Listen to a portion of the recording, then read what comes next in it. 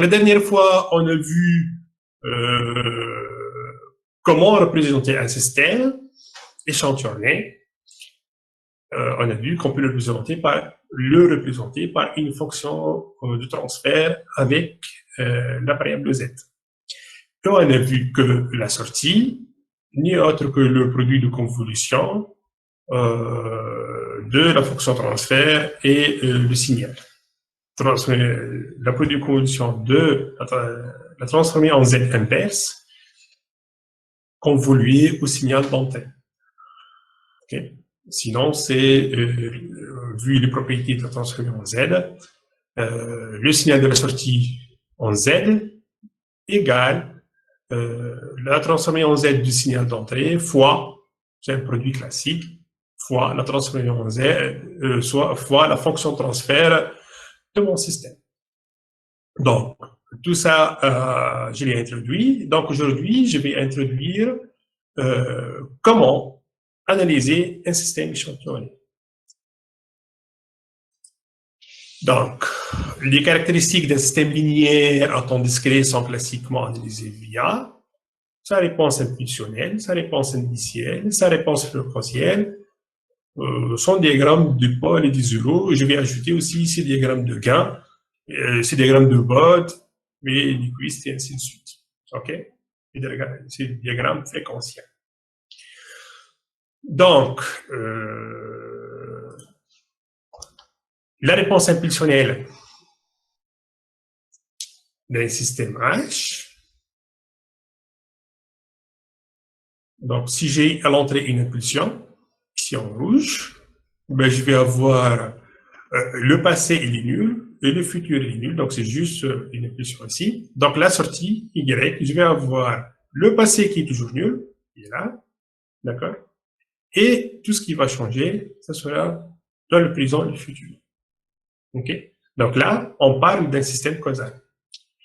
Un système qui n'est pas causal, c'est-à-dire que la sortie peut changer avant l'apparition de l'impulsion. Là, ça veut dire que le système n'est pas causal. Donc, est-ce qu'il existe des systèmes qui sont non causaux? Non, il n'existe pas. Alors, donc, y de z, la sortie, égale h de z, la fonction transfert en z, fois 1. 1, c'est la transformée en z de mon signal d'excitation qui est une impulsion. La réponse indicielle maintenant de mon système. Donc, le passé est nul. Je vais prendre une entrée qui vaut 1. Donc, ça transforme en z. Le signal d'entrée, c'est U de z, c'est z sur z moins 1. Ça, on l'a vu lors des premières séances. OK? Où on peut en déduire avec la table et transformer en z sur les signaux. Donc, la sortie y, c'est égal à quoi? Donc, tout le passé est nul. Et après, j'ai l'évolution. Ce sera aussi des impulsions. Donc, mon y de z, ma sortie, n'est autre que le produit de h de z fois u de z. Z sur z moins 1. Donc, comme vous voyez, ce sont des notions vraiment très basiques. Il n'y a pas grand-chose à dire là-dessus. Alors, maintenant, on a terminé avec l'étude temporelle. On va passer à l'étude fréquentielle. La réponse fréquentielle, c'est quoi? Je sais que Z égale à exponentielle P fois la période d'échantillonnage. Donc ça, c'est par définition. D'accord? Z égale à exponentielle J oméga TS, la période d'échantillonnage. P est égal à J oméga égale à J 2 πf. OK? Donc ça, je le sais. Alors, l'étude de ma référence fréquentielle, donc c'est H de F, F c'est la fréquence, c'est neutre égale à H de Z, avec Z évalué à J de πf. C'est z évolué à exponentielle j de πf, pardon. Z évolué à, voilà, mix, contrôle, je corrige. Hop. Hop, rien fait.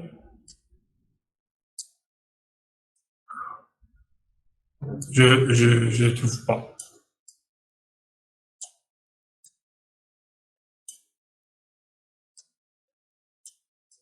Je sais pas ce qu'il avait. Pardon. On va le faire. Je sais pas pourquoi il change la taille de. Donc.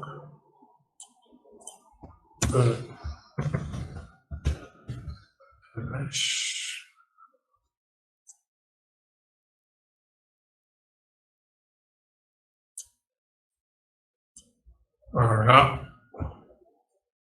Bravo. Je sais pas ce qu'il a fait.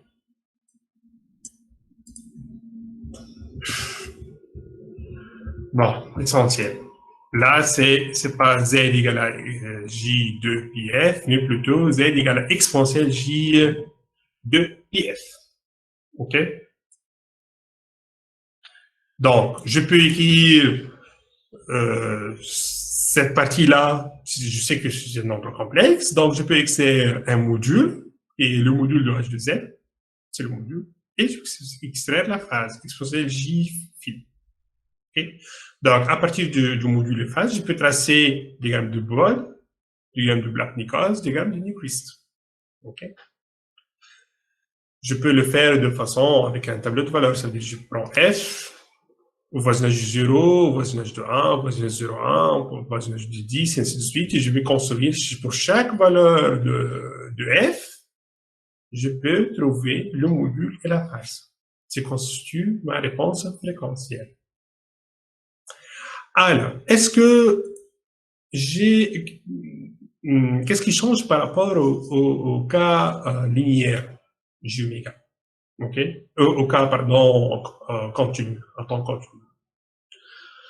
Alors, la première chose, c'est que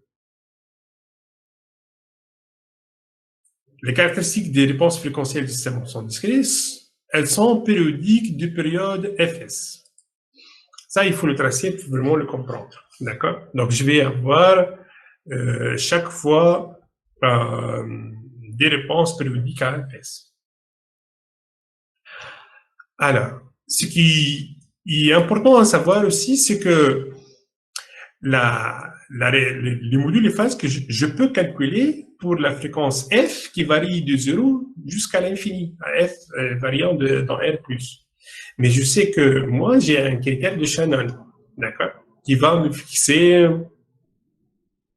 la fréquence maximale que je peux capter, qui est la fréquence de l'échantillonnage sur 2. Donc, mon diagramme de Bode ou mon étude fréquentielle que je vais tracer, que je vais utiliser, n'a un sens pour moi que pour les fréquences qui sont entre 0 et fs sur 2. D'accord? Donc, l'analyse tracée se limite à la base de fréquence 0 fs sur 2. C'est fréquence de Shannon, parce que je sais que au-delà de fs sur 2, ça n'a pas un sens, je ne capte pas les signaux. D'accord? Alors, ce qu'il convient aussi de remarquer, c'est que j'ai pas des pentes particulières sur le diagramme de Bode, j'ai pas des pentes de moins 20 dB et ainsi de suite. D'accord? Voilà. Moins 20 ou moins 4 ou moins n fois 20 dB par d4. Les pentes classiques de Bode. Ça, je ne l'ai pas en échantillonné. Alors, voici un exemple de diagramme de Bode d'une fonction de transfert que j'ai tracée. J'ai oublié laquelle, peut-être c'est un premier ordre. Donc, quand je vais tracer le diagramme de Bode, je vais mettre ici une limite. C'est la limite de la fréquence de Shannon. Au-delà de cette fréquence, je ne regarde pas la fonction. Donc, je limite uniquement entre 0, les très basses fréquences, et f sur 2. Ça, c'est très important à savoir. OK? Parce que mathématiquement, je peux continuer à tracer, mais je ne le fais pas parce que ça ne m'intéresse pas. D'ailleurs, MATLAB, il va proposer uniquement cette représentation. D'accord? Donc, je fais comment je trace le diagramme de bord d'une fonction transfert en Z. Donc, on l'a tracé la dernière fois, on a défini une variable G, TS, on a dit le numérateur, virgule, la période d'échantillonnage. Donc, G, ce sera une fonction transfert en Z. Il suffit de mettre la valeur de la période d'échantillonnage, passer en paramètre à la valeur de période d'échantillonnage. Après, ben, il suffit d'écrire BOD de G, ou Nichols de G. OK? Pardon, pas Nichols, Black ou Nyquist de G. Et j'aurai directement la figure de mon diagramme pour les fréquences valables qui sont entre 0 et la période d'échantillonnage, la fréquence d'échantillonnage sur 2. Alors, regardons maintenant c'est quoi les pôles et les zéros. Alors, les zéros sont ceux qui annulent le numérateur et les pôles, ceux qui annulent le dénominateur. Alors là, on parle, quand on définit les zéros et les pôles, on parle des zéros en Z. Donc, je mets mon fonction transfert en fonction de Z et non pas en fonction de Z de moins 1. OK? Donc, toujours l'équilibrage de Z en puissance positive de Z pour déterminer les pôles et les zéros. OK? Donc, quand on parle de pôles et de zéros, on parle de pôles et de zéros en Z et non pas en Z de moins 1. Alors, il est très intéressant de voir les pôles, parce que je sais que dans les systèmes en temps continu, ce sont les pôles qui fixent la stabilité. Alors, ça sera la même chose ici. OK? Donc, le système en temps discret est stable si tous ces pôles PI ont un module inférieur à 1. C'est-à-dire qu'ils sont situés à l'intérieur du cercle unité. Donc, j'ai le plan complexe partie réelle, partie imaginaire. Je vais placer les pôles. Mes pôles, ils seront mon système est stable si tous les pôles de fonction transfert sont à l'intérieur du cercle. D'accord? Donc, ma région de stabilité, c'est l'intérieur du disque ici. C'est ce disque-là de rayon 1. Alors, donc, juste ici, donc la stabilité ne dépend pas des zéros. La stabilité ne dépend pas du gain. La stabilité ne dépend pas du U. La stabilité ne dépend pas du Y. La stabilité d'un système linéaire dépend uniquement des pôles. C'est très important. Il ne faut pas confondre aussi. Il faut confondre que la stabilité dépend des zéros, par exemple. Si, par exemple, il y a une simplification mathématique entre le numérateur et le dénominateur, ben, je ne fais pas la simplification. Pourquoi? Parce que pour moi, le numérateur n'existe pas. Donc, c'est comme s'il n'y a pas de simplification. Donc, je vais le garder, même si j'ai un pôle qui est simplifiable avec le numérateur, je vais garder ce pôle. Pourquoi? Parce que la stabilité dépend uniquement du numérateur. Et le numérateur n'intervient. Le numérateur n'intervient pas. Donc, c'est comme si je n'ai pas de numérateur. Je ne simplifie rien du tout. Je garde le système tel qu'il est pour analyser la stabilité. Pareil, la stabilité ne dépend pas des entrées, ne dépend pas des signaux externes. Effectivement, on peut savoir si un système est stable ou instable à travers son comportement entrée-sortie. Un système est stable au sens entrée bornée, sortie bornée, si pour toute entrée bornée, la sortie reste bornée.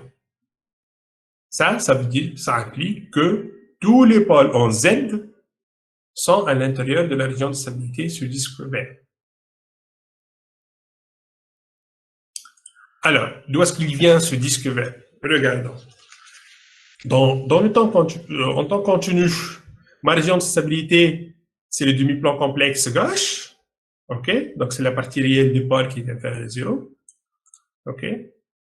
Donc, l'axe rouge, c'est la limite de la stabilité. La partie réelle du pôle égale à 0. Moi, j'ai fait effectuer une transformation de variable z égale à exponentielle j oméga. OK? Donc, z exponentielle j oméga. Donc, si j'écris ici, si le pôle, donc je vais remplacer oméga, je vais remplacer oméga par pôle. Si le pôle est partie réelle négative, alors celui-là, je vais avoir ici un module exponentiel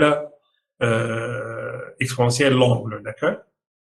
Donc, je vais avoir toute cette région à gauche va se transformer avec le changement de variable z égale à exponentielle jpi, j pal, d'accord, va se transformer à l'intérieur de ce disque-là.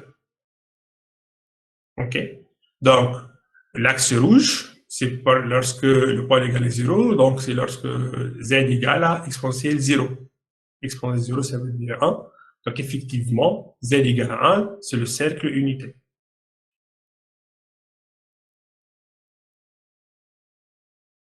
Donc, finalement, c'est une transformation de variable z égale à exponentielle j oméga. Alors, regardons maintenant les critères de stabilité. Et comment j'ai une fonction de transfert en z qui est un peu complexe, qui n'est pas d'ordre 1 ni pas d'ordre 2. Comment je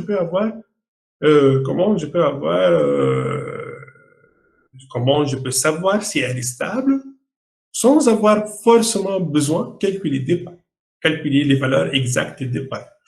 Donc, il y a plusieurs méthodes, comme dans le cas continu, d'accord?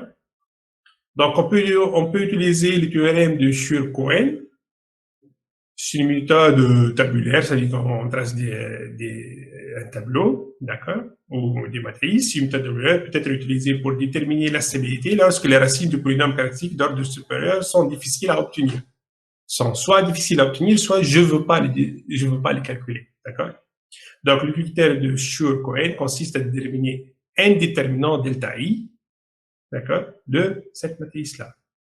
Si moins 1 à l'absence I, delta I est supérieur à 0, quel que soit I, alors le système est stable.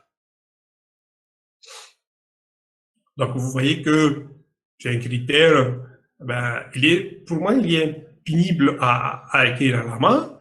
Par contre, il est très puissant parce que je ne suis pas obligé de calculer les racines, de calculer les valeurs. Voilà. Ça convient parfaitement pour un algorithme numérique, par exemple.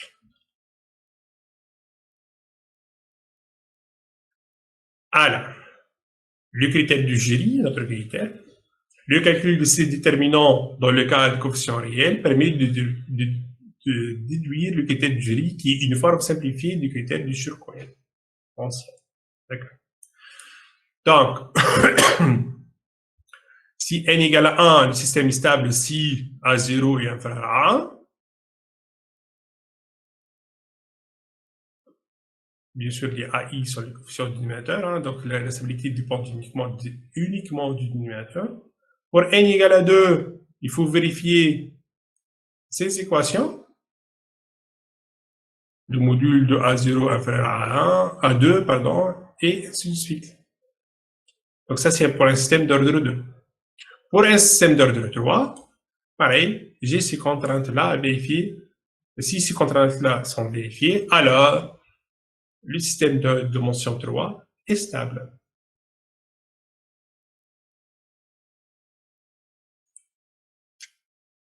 Est-ce que vous avez des questions, s'il vous plaît? Est-ce que c'est clair pour le moment?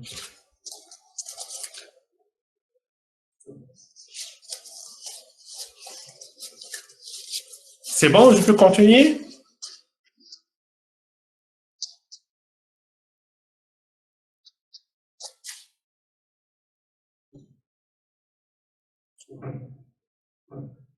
C'est bon? Oui? D'accord. Bon. Donc là, on a analysé la stabilité des fonctions transfert, en fait, on va dire, de cette boucle-là. Cette boucle, c'est une boucle ouverte. D'accord? J'ai un transfert entre une entrée U et une sortie Y. Je veux savoir la stabilité. Je peux appliquer le critère du jury, ou je calcule directement le pôle de H, le pôle de H de Z. D'accord? Alors, on continue, c'est l'équivalent à trouver le pôle de H de Z ou H de P, pardon. Regardez s'ils sont négatifs. C'est équivalent aussi au critère de Rousse. D'accord? Pareil avec le tableau. Donc, on applique le critère de Rousse, on met les pôles de H de P et on regarde le résultat s'il y a un changement de signe dans les déterminants. Donc, pareil ici pour H de Z. Je vais passer maintenant à l'analyse de la stabilité d'une boucle fermée. D'accord? J'ai une boucle fermée, donc la suivante, avec un régulateur C, avec un procédé à commander GC, G2Z. Donc la boucle fermée n'est autre que la chaîne directe C fois Z sur 1 plus la boucle ouverte, donc 1 plus C fois Z. D'accord?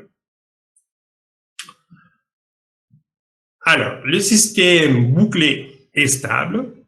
Donc, le système bouclé, pour moi, c'est cette partie-là. Voilà le système bouclé. Voilà. Avec un remplissage, il n'y a pas de remplissage, bien sûr. Voilà, donc c'est ce qui est enterré en bleu. Donc, je vais analyser la stabilité de la boucle fermée. Donc, je vais analyser la stabilité de ce qui est entouré le bloc en bleu.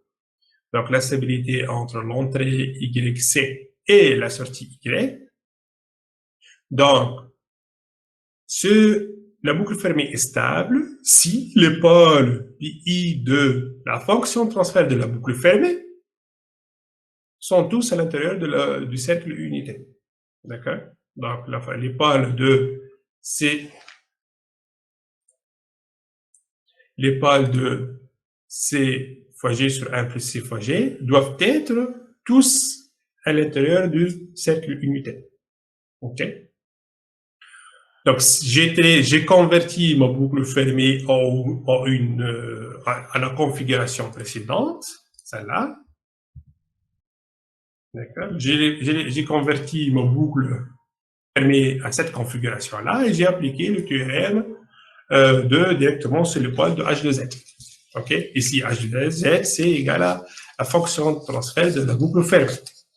Pareil, j'aurais pu appliquer les critères du jury, mais je vais utiliser les coefficients de la fonction transfert de la boucle fermée. Je ne vais pas utiliser la fonction transfert de C fois G uniquement. Non, pour analyser la stabilité de la boucle fermée, il faut calculer toute la boucle fermée. OK? Alors,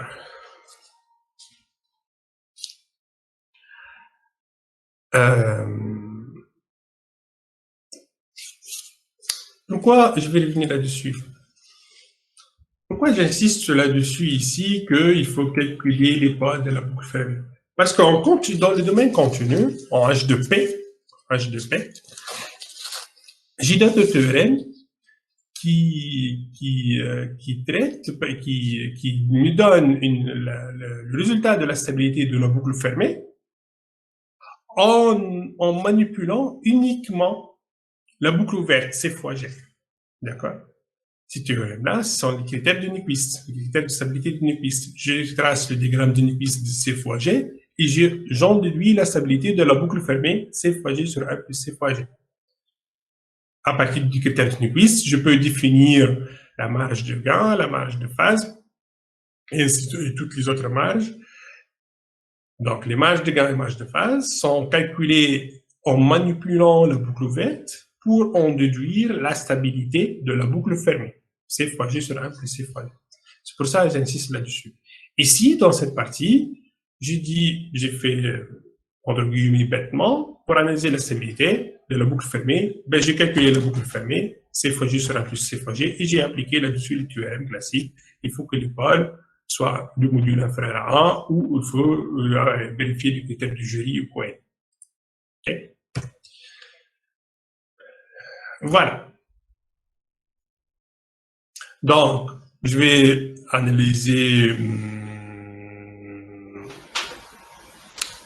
Ah oui, je vais faire un petit rappel ici sur l'analyse de performance. Donc, l'analyse de performance passe par la recherche. En fait, c'est comme si je fais une synthèse de loi de commande, d'accord? La recherche d'une loi de commande, donc je cherche une loi de commande, donc je cherche un C de Z. Par une approche tellement numérique s'appuie sur un modèle G2Z de l'ensemble du bloqueur de 0. Donc, je vais calculer C de Z pour commander un G de Z. D'accord? Donc, comment est-ce que je vais faire? Ben, il faut que je mette en tête, il ne faut pas oublier que G de Z, il est souvent, se cache derrière, un bloqueur d'ordre 0 plus un accéléreur, plus le système à commander, système en tant que contenu à commander, plus le capteur, plus le échantillonneur. Donc, G de Z, ce bloc G de Z, c'est quoi? C'est en fait le bloqueur de 0 plus l'actionneur, plus le système, plus le capteur, plus l'échantillonneur. Alors, le type de signaux d'entrée, la consigne YCZ et la perturbation des Z. Je suppose que ma consigne, ici, elle est en numérique et ma perturbation, elle est aussi en numérique. Alors, toute cette boucle fermée est linéaire. Okay? Donc, je peux appliquer là-dessus le principe de superposition. Donc, Y, la sortie Y, je vais chercher une petite flèche. Voilà, pour expliquer avec. Donc, la sortie Y, c'est égal à quoi? C'est Y qui est dû à la consigne, plus Y qui est dû à la perturbation D. D'accord? Donc, je peux appliquer le système linéaire, je peux appliquer le principe de superposition. Donc, Y égale la sortie qui est due à la consigne plus la sortie qui est due à la perturbation. Je n'ai pas d'autres entrées. Mes entrées sont uniquement la consigne et le bruit D. Okay? S'il y avait un autre bruit quelque part, par exemple sur U, j'aurais dû ajouter plus Y qui est dû à la perturbation sur U ici. Mais là, je ne l'ai pas. Okay? Donc, je vais calculer maintenant la partie, la sortie qui est due à YC. La sortie qui est due à YC, c'est égal à quoi? C'est la fonction transfert fois YC. La fonction transfert entre YC et Y, c'est quoi? C'est C fois G sur 1 plus C fois G. C fois G sur 1 plus C fois G. C'est exactement le même calcul qu'on le fait avec contenu en temps continu, avec en P. D'accord? Donc, YZ, donc Y qui est dû, la partie qui est due à YC, c'est égal à la fonction transfert entre YC et Y. La fonction transfert qui est entre YC et Y, c'est quoi? C'est la chaîne directe. Donc, la chaîne directe, transmission directe entre YC et Y, c'est quoi? Donc, le YC, il passe directement sur Z, ensuite sur G. Voilà, ensuite, je me trouve à la sortie Y. Donc, c'est C fois G, la chaîne directe, sur 1 plus la boucle ouverte. Donc, 1 plus la boucle ouverte, c'est quoi? Donc, la boucle ouverte, ça veut dire, je prends la boucle, celle-là, et je l'ouvre. Donc, je l'ouvre ici au niveau du signement. Donc, la boucle ouverte, ici, c'est C fois G fois 1. Donc, C fois G. Donc, voilà, la fonction transfert entre Y et Y, c'est C fois G sur 1 plus C fois G. Donc, ça, c'est la partie qui est due à l'effet à YC, la consigne. Si quelqu'un a une question, une remarque, il lève la main, s'il vous plaît.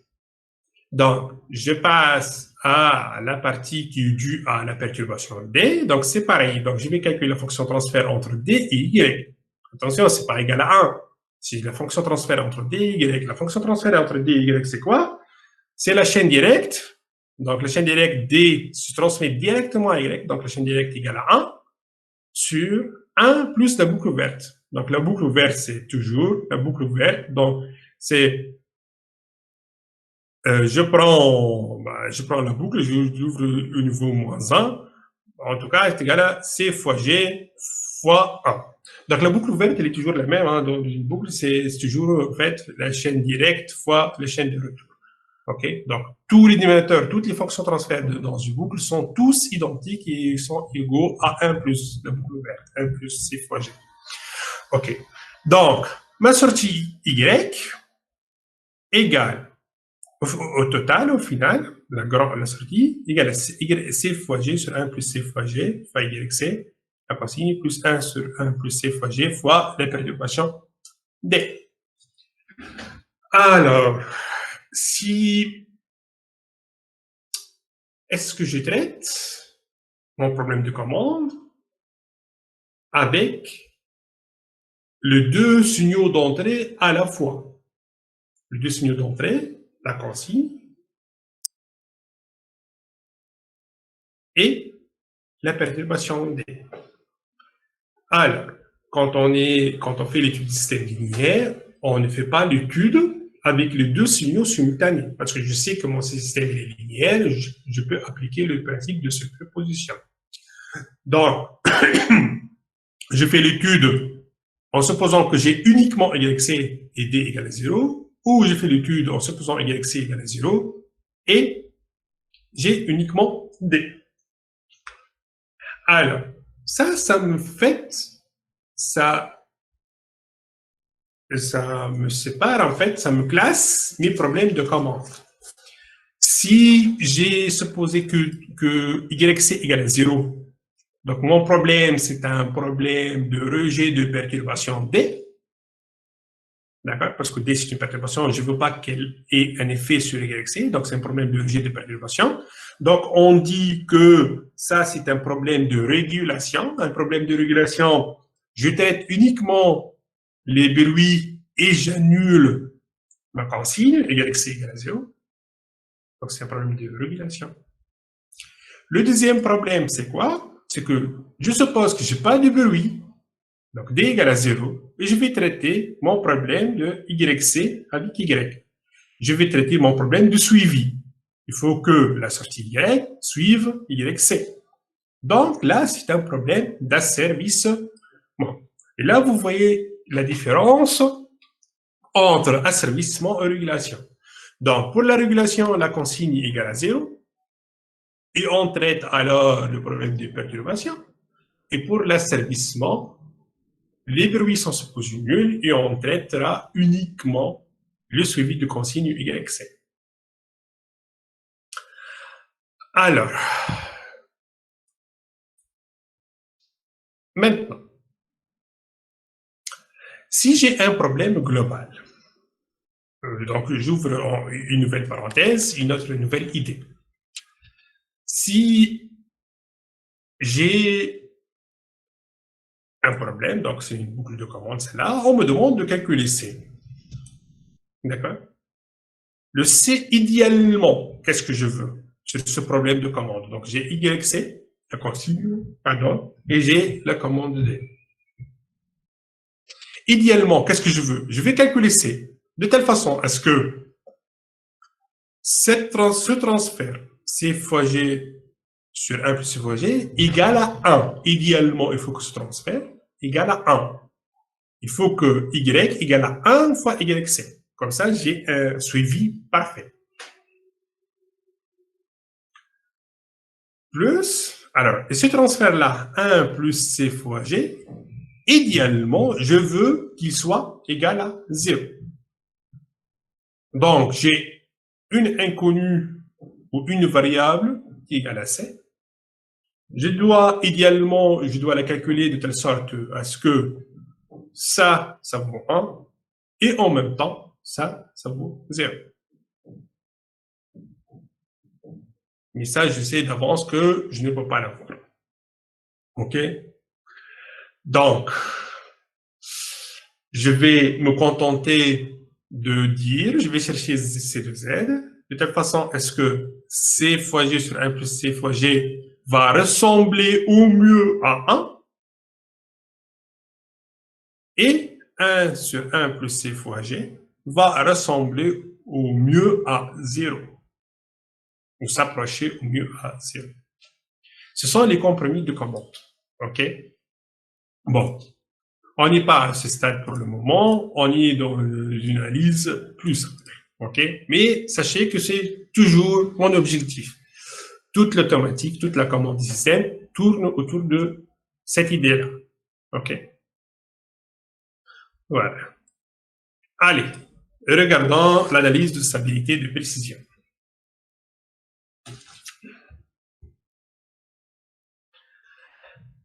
Alors, ben, je vais appliquer l'application G du côté peut-être utile lorsque. Alors, quand est-ce qu'on utilise le côté du jury? En fait, comme j'ai dit, je ne veux pas calculer les pôles. OK? Je ne veux pas calculer de façon numérique les pôles. Donc, généralement, quand j'ai un gain, je cherche un régulateur de type gain. Ici, je connais pas sa valeur. Donc, il m'est impossible pour le moment de calculer les valeurs du gain K, les valeurs des pôles, sauf analytiquement, bien sûr. OK? Donc, je préfère utiliser le critère du jury. Donc, l'application du critère du jury peut être utile lorsque l'un des paramètres du système est encore à choisir, notamment quand je suis en commande. On peut ainsi déterminer les domaines de variation admissibles. On peut ainsi déterminer les domaines de variation admissibles de ce paramètre pour que le système échantillonné reste stable. D'accord? Donc, donner la valeur de gain K de telle façon à ce que le système reste toujours stable. Donc je peux donner un intervalle de variation de K. On dit, voilà, quelle que soit la valeur de K dans cet intervalle-là, mon système sera stable. OK? Soit, par exemple, un système servi discret à retour unitaire dont la fonction transfert en boucle ouverte et la fonction transfert en boucle ouverte, donc B0, c'est le bloqueur là, fois K sur 1 plus P. Donc, je vais lui faire les transformations Z. Ça, on l'a démontré auparavant. OK? Donc, c'est K fois 1 moins alpha sur Z moins alpha avec alpha exponentielle moins TS sur tau. D'accord? Donc, nous, quand on choisit là,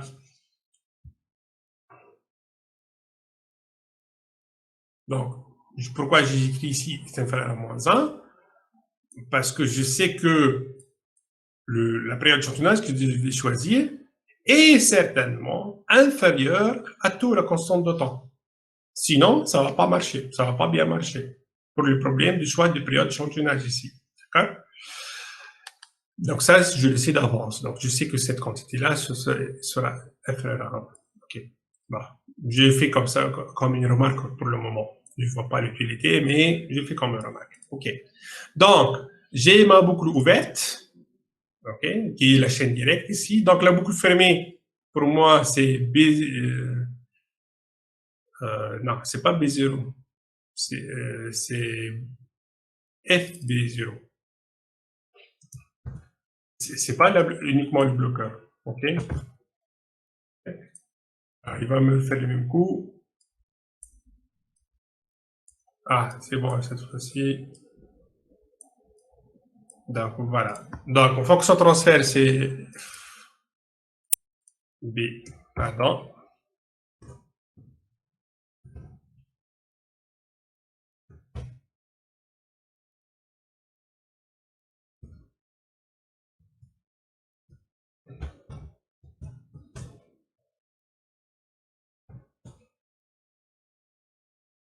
Voilà, donc c'est la fonction transfert, la fonction de boucle fermée. C'est quoi? C'est égal à la boucle ouverte sur 1 plus la boucle ouverte égale le numérateur sur le numérateur. Donc, je vais regarder la stabilité. OK? Donc, je vais regarder D. Je ne m'intéresse pas, je ne regarde même pas le numérateur. OK? L'application du critère de jury à ce polynôme du premier degré impose le respect de la condition. Donc, le critère de jury, on dit que A0, le module de 0 est inférieur à 1. Donc, A0 ici égale à 0 sur lequel je reviens. Le critère du jury, je vais revenir sur le critère du jury. Ben, ici, la stabilité, voilà. Donc, AN, c'est AN, le coefficient AN, c'est devant le Z croissant. Donc, A0, c'est lorsque c'est la constante, en fait. Le polynôme en Z croissant, d'accord? Et le critère du jury pour N égale à 1, le système est stable si le module de A0 est inférieur à 1. Donc, je dois juste l'écrire, trouver A0 et A1. Donc, A0 ici, c'est moins alpha plus K facteur de 1 moins alpha. Donc, le module de cette quantité-là, de cette partie-là, OK, doit être inférieur à A1 ici. OK, le A1, donc il est égal à 1. Donc, j'ai trouvé cette contrainte-là, je peux la réécrire, je vais trouver une condition sur K. Il faut que K soit compris entre moins 1 et 1 plus alpha sur 1 moins alpha. Donc, K, c'est quoi? C'est la valeur de gain qui va stabiliser ma boucle fermée. Je parle ni de la rapidité, ni de la précision. OK? Donc, ça, c'est un exemple de calcul de gain stabilisant, une loi stabilisant. Okay? Parfois, quand je suis en commande, je suis content que tellement j'ai des problèmes de commande, j'ai des contraintes, je suis content si j'assure uniquement la stabilité, sans chercher la précision et la rapidité. Alors, regardons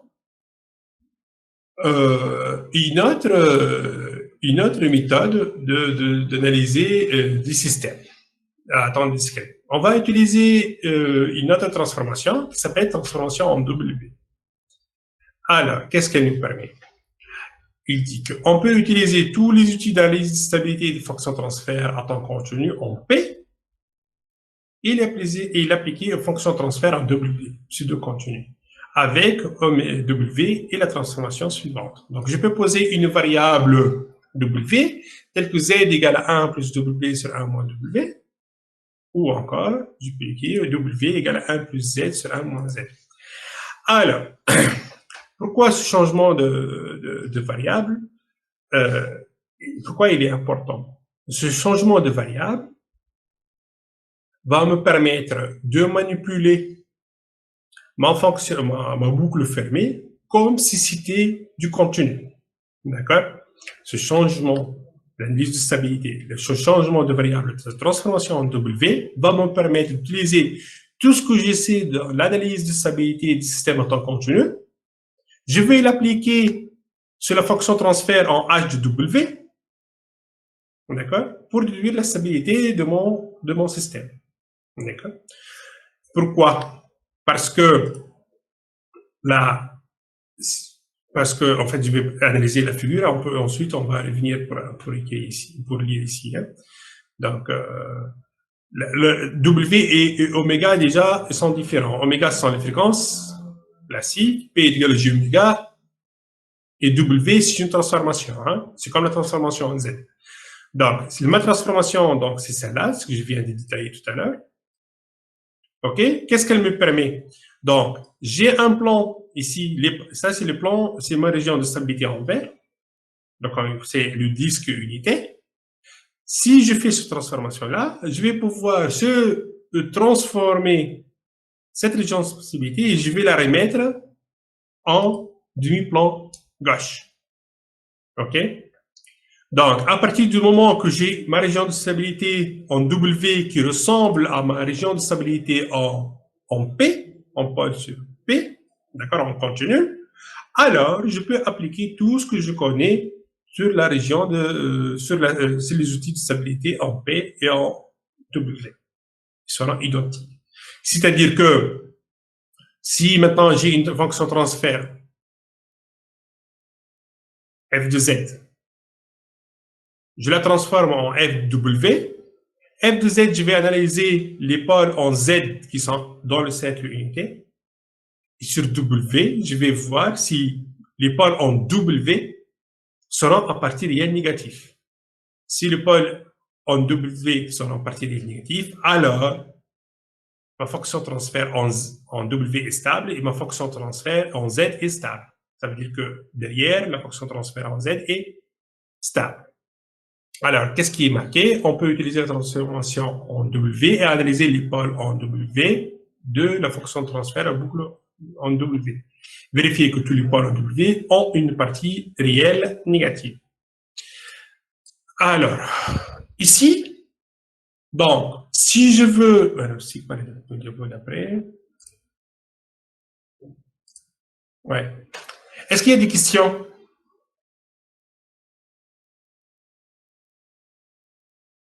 C'est bon, c'est clair ou pas?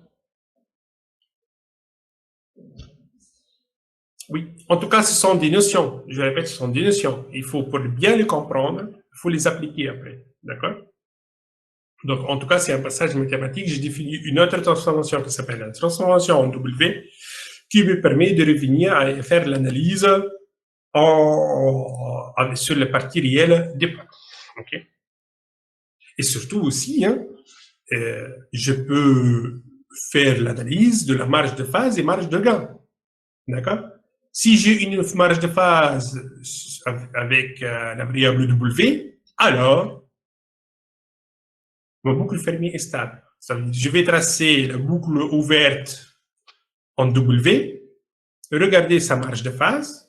Si elle a une marge de phase, alors ma boucle fermée est stable. Ma boucle fermée en Z est stable. D'accord? Alors, aussi, tout simplement, je peux prendre f de W, je vais appliquer le critère de Rousse. D'accord? Donc, on peut appliquer le critère algébrique de Rousse sur f de W pour déduire la stabilité. Donc, je calcule les fameux déterminants ici et je regarde le changement de signe. D'accord?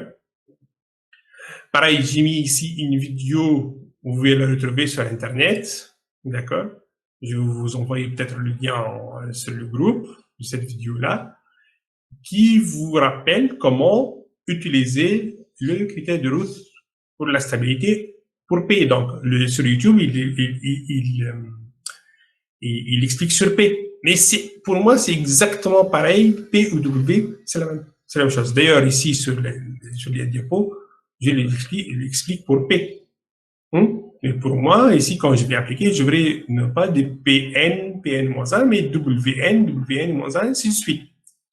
Il suffit que je montre que c'est stable avec W, alors le f de Z qui se cache derrière est stable.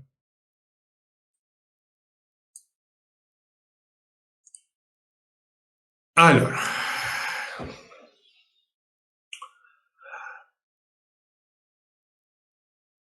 donc là, en fait, c'est un exemple, soit l'équation récurrente, celle-là, d'accord? Donc, je peux trouver, se transformer en Z, donc je vais sa fonction transfert. Donc là, uniquement des Y, hein? Il a uniquement du U, donc tout ce qui est en U, donc U de K-1 et U K-2, donc ça sera Z de l'absence moins 2 fois U de Z, donc Z de l'absence moins 2. Le U de Z, je vais le mettre en bas, sur le côté gauche. Et là, donc, il sera YZ facteur de A0 fois Z moins 2, plus A1 fois Z moins 1, plus A2. Donc, c'est bien ça. Voilà. Donc, je vais remplacer dans cette expression-là Z par 1 plus W sur 1 moins W. Je remplace bêtement et je vais trouver que l'équation caractéristique, ça veut dire le dénominateur égale à ça. D'accord? Donc, je vais appliquer le critère de Rousse là-dessus et je vais trouver ces contraintes de stabilité. OK? Donc, c'est une application directe. Vous voyez que rien de compliqué dedans. Il suffit juste de le savoir. Alors, j'ai presque terminé. Hein. Donc, comme je dis tout à l'heure, je peux aussi faire l'analyse avec la marge de phase et marge de gain. Donc, on peut utiliser le critère de Revers, qui est en fait un cas particulier du critère de Nyquist. Et donc, on va manipuler la boucle ouverte pour en déduire la stabilité de la boucle fermée. Donc, ça, c'est la règle. Donc, et là, je vais travailler en W. Donc, qu'est-ce que je vais travailler? Je vais tracer les diagrammes de bord de gain et phase de la boucle ouverte en W. F de BO de W. OK? Et je vais regarder la stabilité. Alors, si... Alors, si mon 0 dB, alors, je vais... Alors,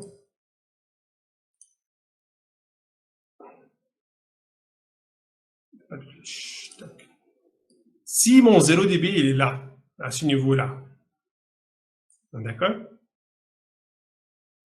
Donc, je lis la phase de la boucle ouverte en W est supérieure à moins pi, supérieure à moins 180, donc je suis en haut.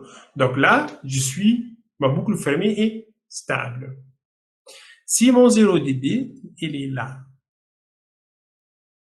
d'accord? Donc, je regarde la phase, elle est en dessous de moins 180. Donc, la boucle fermée est instable. Si je suis ici, mon cas 2, je suis à la limite de la stabilité. Ça veut dire que le système va osciller ici. Là, il va osciller. Là, il va converger vers 0. Et là, il sera instable. Donc on définit la stabilité asymptotique. Donc, le cas 1, on dit que le système est asymptotiquement stable. Le cas 2, je suis non asymptotiquement stable. Donc, il va osciller parce qu'il ne va pas converger. Asymptotiquement, ça veut dire qu'il va converger vers 0.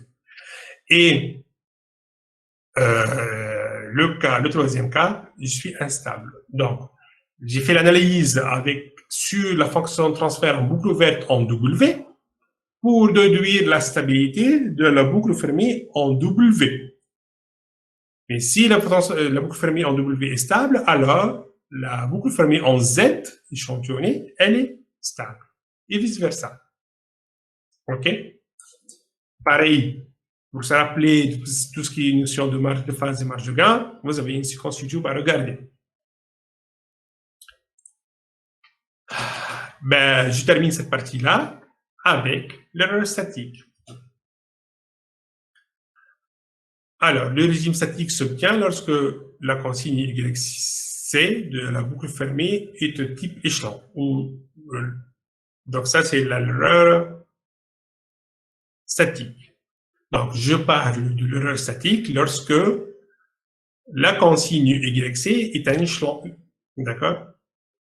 Étant donné que l'entrée échelon a une fréquence nulle, donc l'échelon c'est une fréquence très très basse, c'est quasiment nul. Donc Z égale à 1, parce que Z est exponentielle J oméga TE. Donc oméga égale à 0. Donc Z égale à 1. Donc le statique, c'est lorsque Z tend vers 1. Donc en oméga, en fréquence statique, c'est que lorsque oméga tend vers 0. En numérique, lorsque Z tend vers 1. Donc la sortie de la boucle fermée est donc Y2K égale la fonction transfert de la boucle fermée en Z fois YC. Mais en statique, donc je vais faire tendre Z vers 1. Pour avoir une erreur statique nulle, il faut que YC, la consigne, moins YK, soit nul lorsque K tend vers l'infini, bien sûr. On parle là du statique, donc régime permanent. Donc, pour que G epsilon égale à 0, il faut que Y égale à YC, tout simplement. Donc, il faut que Y égale à YC. Donc, il faut que la fonction transfert de la boucle fermée soit égale à 1. D'accord? Lorsque Z tend vers 1. Donc, il faut que la fonction transfert de la boucle fermée, lorsque Z tend vers 1, soit égale à 1, tout simplement. Alors, peut-être j'ai mis des équations, mais c'était vraiment lisible directement ici. OK? Donc, je suis pas en train de faire l'analyse de le régime de perturbation. Je suis en train de parler de l'erreur statique par rapport à une consigne. D'accord? Donc, je suis en train d'analyser YC par rapport à YC. Donc, ça, pour moi, il est nul. D'accord? Je ne le traite pas. Donc, pour avoir une erreur statique nulle, il faut que Y égale à YC. Donc, il faut que cette quantité-là tende vers 1 lorsque Z tend vers 1. OK? C'est tout. Donc, si j'ai ça, alors j'ai une erreur statique nulle. Alors, l'erreur régime permanent, quand est-ce qu'elle est nulle maintenant? Maintenant, je parle de l'erreur régime permanent. Ça veut dire que si j'ai un échelon, si j'ai une rampe, si j'ai une parabole. Alors, si j'ai un échelon, alors la boucle ouverte, elle doit contenir une intégration. En continu, on le sait ça en continu, en temps continu. Pour l'erreur, pour un échelon, il faut que la boucle ouverte contienne une intégration. Si une rampe, alors là, la boucle ouverte doit contenir 2 intégrations. D'accord? Pour une parabole, il faut avoir 3. D'accord? Maintenant, c'est quoi une intégration en numérique? L'intégration 1 sur P, l'équivalent en numérique, c'est 1 sur 1 Z-1. C'est la table transformée en Z ici. D'accord? J'ai appliqué. Pour 1 sur P carré, c'est 1 sur 1 moins Z-1 au carré. 1 sur 2 de 3, donc la fonction transfert à la puissance 3. Et voilà, et j'ai terminé avec la partie analyse.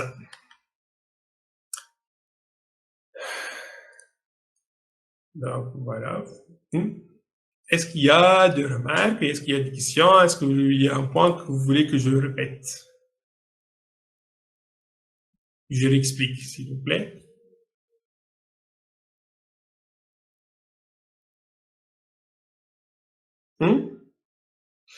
Donc, on va faire des exercices là-dessus, hein, sur tout ce qu'on a vu auparavant, sur tout ce qui est transformé en Z des signaux, la fonction transfert et l'analyse de stabilité et l'analyse de précision. Vous voyez que ce sont des notions que vous connaissez déjà. Juste là, les passages mathématiques que j'ai ajoutés. Ce sont des définitions mathématiques, ce sont des variables Z et W que j'ai ajoutées, qui nous permettent de revenir, surtout la variable W qui nous permet à revenir à travailler en P. D'accord? L'équivalent en P, d'ailleurs W, ça s'appelle une pseudo-fréquence. Si vous n'avez pas de questions, je vais arrêter ici. Est-ce que